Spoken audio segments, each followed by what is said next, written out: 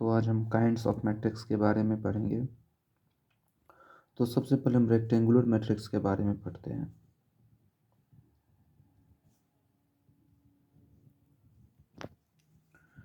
Rectangular matrix होता है कि if the number of rows is not equal to the number of columns, the matrix is said to be rectangular.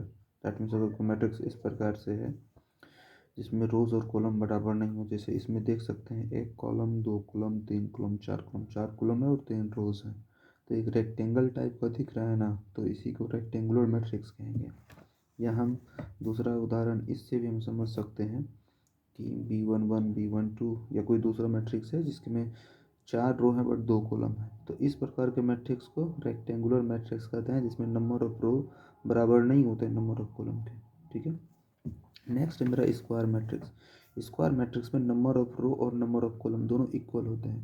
That means इसका definition है, if the number of rows is equal to the number of columns the matrix is said to be square. That means देखिए इसमें से 2 रो हैं और 2 column है, या 3 रोज हैं तो और 3 कॉलम्स, तो ऐसे मैट्रिक्स को स्क्वायर मैट्रिक्स कहते हैं। और फिर एक नल मैट्रिक्स आता है, कहता है ए मैट्रिक्स रेक्टेंगुलर और square each of whose element is zero is called zero matrix और नल मैट्रिक्स। और नल मैट्रिक्स को जीरो से डिफाइन किया जाता है। ठीक है, जैसे कि हम यहाँ पे उदाहरण देख सकते हैं, ये 2x2 का नल मैट्रिक्स है, ये 3x4 का नल मैट्रिक्स है। दैट मीन्स एक स्क्वायर नल मैट्रिक्स, एक रेक्टेंगुलर नल मैट्रिक्स। नेक्स्ट है मेरा row matrix. A matrix of n element arranged in one rows only is called a row matrix और a row vectors. इसको हम row matrix को row vector भी कह सकते हैं, जिसमें से एक ही रो होंगे लेकिन बहुत सारे कॉलम यानी एन कॉलम होंगे। देख सकते हैं पहला कॉलम है, दूसरा कॉलम है, तीसरा कॉलम है, अनवा कॉलम है, लेकिन रोज एक ही, तो इसको रो मैट्रिक्स या रो वेक्टर बोल सकते हैं। In the same sense column matrix में भी कॉलम एक ही होंगे बट बहुत सारे रोज होंगे, n rows. So a matrix of n element arrange in one column only is called a column matrix और ए कॉलम वेक्टर्स। ओके, और next है डायगोनल मैट्रिक्स। डायगोनल मैट्रिक्स क्या है, तो square matrix is said to be diagonal matrix if the non diagonal element are zero. That means अगर देखिए कोई एक स्क्वायर है, स्क्वायर मैट्रिक्स है, इसके डायगोनल एलिमेंट में कोई भी नंबर या होंगे but of diagonal, that means दूसरा एलिमेंट जो डायगोनल नहीं है वो सारे के सारे जीरो हैं, ऐसे मैट्रिक्स को डायगोनल मैट्रिक्स कहते हैं। ये भी है, इसको अगर सही से अगर लिखना चाहें तो यहाँ पे हम ये लिख सकते हैं, ये 2x2 का डायगोनल मैट्रिक्स है, ये 3x3 का डायगोनल मैट्रिक्स है।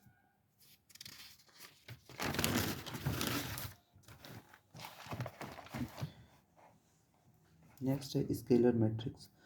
तो a diagonal matrix is said to be scalar if the diagonal element are equal. That means सारे के सारे डायगोनल एलिमेंट सेम नंबर होंगे, जैसे 3 3 3 या 8 8 8 etc।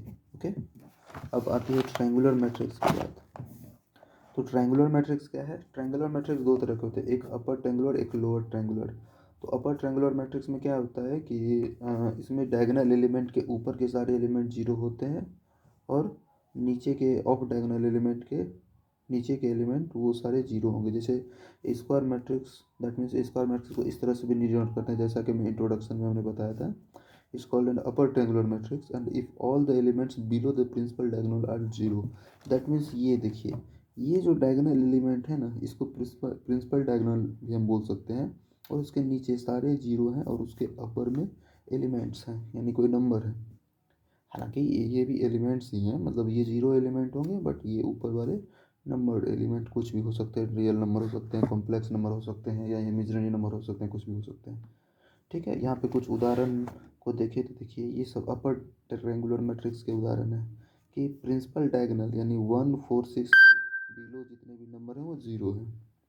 यहाँ भी देख सकते हैं अगर प्रिंसिपल डायगोनल के बिलो में जितने भी नंबर हैं वो जीरो हैं। नेक्स्ट है लोअर ट्रायंगुलर मैट्रिक्स। तो वही कहानी है कि प्रिंसिपल डायगोनल के बिलो जितने भी नंबर होंगे और प्रिंसिपल डायगोनल के एबव जो भी नंबर होंगे वो जीरो होंगे।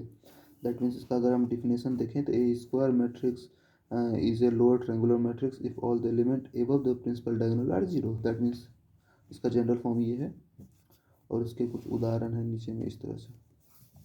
अब जैसा कि हम लोग डिटर्मिनेंट के बारे में जानते हैं कि कोई भी इन जनरल अगर हम 12 में पढ़ें कि डिटर्मिनेंट अगर हमको निकालना है 1 2 3 4 का, तो हम इसको मल्टीप्लाई करते हैं, इसको इससे मल्टीप्लाई करते हैं, बीच में माइनस देते हैं, इसको इससे मल्टीप्लाई करते हैं। तो उसी तरह किसी मैट्रिक्स का हम डिटर्मिनेंट 2/2 का हो या 3/3 का हो तो हम लोग निकाले हैं। तो उसी तरह से अगर कोई मैट्रिक्स होगा और उसको हमको डिटर्मिनेंट निकालने कहेगा तो हमको बस उस मैट्रिक्स का डिटर्मिनेंट निकाल देना है, जैसे हम पहले से 12 में सॉल्व करते आए हैं। यहाँ पर अभी हम उसको किस तरह से निकालते हैं उस पर चर्चा नहीं करेंगे, लेकिन नेक्स्ट क्लास जहाँ पे ऑपरेशन ऑफ मैट्रिक्स की बात होगी हम वहाँ पे डिटर्मिनेंट ऑफ द मैट्रिक्स भी बताएंगे।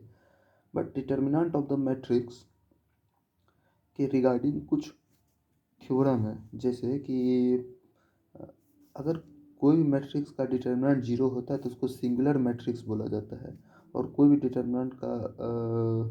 भी मैट्रिक्स का डिटर्मिनेंट अगर जीरो नहीं होता तो उसको नॉन सिंगुलर मैट्रिक्स कहते हैं।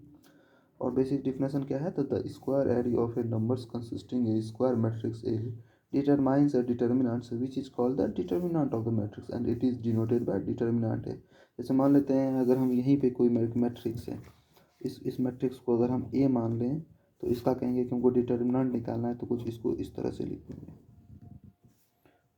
3 0 0 2 1 0 2 2 1। तो इसको हम डिटर्मिनेंट ऑफ द मैट्रिक्स, और इसको वही प्रोसीजर है फर्स्ट कॉलम करके जो हम मल्टीप्लाई करके जो 12 में डिटर्मिनेंट निकालते थे ठीक उसी तरह निकाल देंगे। तो वो जो वैल्यू होगा वो डिटर्मिनेंट ऑफ द मैट्रिक्स का होगा।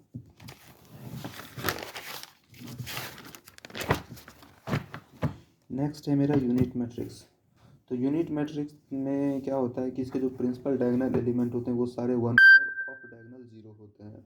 तो ये जैसे हम 3/3 का एग्जांपल ले सकते हैं, 2/2 का एग्जांपल ले सकते हैं, या इसका डिफिनेशन क्या है कि square matrix each of whose diagonal element is 1 and each of whose non diagonal element is equal to 0 is called unit matrix and it is denoted by I. Okay, so unit, और यहाँ पे I is 3 stand करता है, ये 3/3 unit matrix है, और ये आई 2 stand करता है, ये 2/2 यूनिट मैट्रिक्स है। इन अदर वर्ड्स अगर हम थियोरेटिकली इसको लिखना चाहें तो स्क्वायर मैट्रिक्स जिसका एलिमेंट ए आई जे है is a unit matrix provided a i j equal to 1। और कब, जब आई बराबर जे का मतलब यहाँ पे देख सकते हैं, ये देखिए पहला रो पहला कॉलम है, ये दूसरा रो दूसरा कॉलम है, ये तीसरा रो तीसरा कॉलम है, और बाकी वो जो और यहीं पे ये थ्योरी का मतलब है कि आई बराबर जे 1 होना चाहिए, यानी जो भी रो होगा वही उसके कोरस्पॉन्ड कॉलम का वैल्यू 1 होगा, और बाकी जो पहला रो दूसरा कॉलम या दूसरा रो पहला कॉलम कुछ ऐसा हो तो वो 0 होगा। जैसे हम मान लेते हैं ये इसकी बात करें तो ये क्या है, दूसरा रो है और पहला कॉलम है, तो I is not equal to जे ना, दैट मीन्स आई रिप्रेजेंट करता है रो को और जे रिप्रेजेंट करता है कॉलम को। तो आई ये क्या कहते हैं, ये I is not equal to जे है क्योंकि ये पहला कॉलम में दूसरा रो है तो ये 0 है। इन द सेम सेंस सारे भी, तो प्रिंसिपल डायगोनल एलिमेंट 1 होंगे यूनिट मैट्रिक्स के और ऑफ डायगोनल 0 होंगे, और उसका जो जनरल डिफिनेशन है हमको इस तरह से याद करना है। सो नेक्स्ट अब मेरा है ऑपरेशन ऑफ मैट्रिक्स अलजेब्रा, जो कि हम नेक्स्ट वीडियो में समझेंगे। Thank you.